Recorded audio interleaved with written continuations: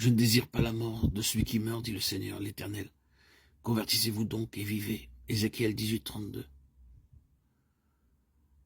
Nous avons au ciel un Père compatissant qui nous recevra, bien que nous ayons abusé de son amour et fait un mauvais usage de ses bienfaits. Il nous faut nous lever et lui dire, Père, j'ai péché contre le ciel et contre toi. Je ne suis plus digne d'être appelé ton fils, traite-moi comme l'un de tes mercenaires. La parabole nous dit comment le fils prodigue sera reçu. Comme il était encore loin, son père le vit et fut ému de compassion. Il courut se jeter à son cou et le baisa. Luc 15, 18, 20. Mais cette parabole elle-même, si touchante soit-elle, n'est pas l'expression adéquate de l'infinie compassion du Père céleste. Dieu fait cette déclaration par son prophète, « Je t'aime d'un amour éternel. C'est pourquoi je te conserve ma bienveillance. » Jérémie 31, 3. Alors même que le fils est éloigné de la maison paternelle, gaspillant ses biens dans un pays étranger, le cœur du Père soupire après lui.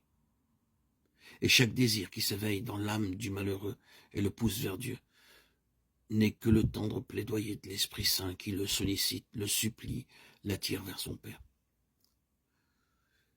Les riches promesses de la Bible sous les yeux, pouvez-vous encore douter? Pouvez-vous croire que le Seigneur empêche durement le pauvre pécheur de venir se jeter repentant à ses pieds? Quand il aspire à revenir à lui et désire délaisser ses péchés, arrière de vous de telles pensées. Rien ne peut faire plus de mal à votre âme que d'y nourrir de si injustes soupçons au sujet de votre Père céleste.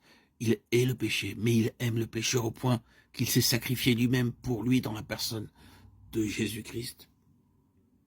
Il l'a fait afin que tous ceux qui le veulent puissent être sauvés et entrer en possession de la félicité éternelle dans le royaume de gloire. Quel langage plus fort et plus tendre a-t-il pu employer pour exprimer son amour envers nous? Voici ces paroles. Une femme oublie-t-elle l'enfant qu'elle allait? N'a-t-elle pas pitié du fruit de ses entrailles?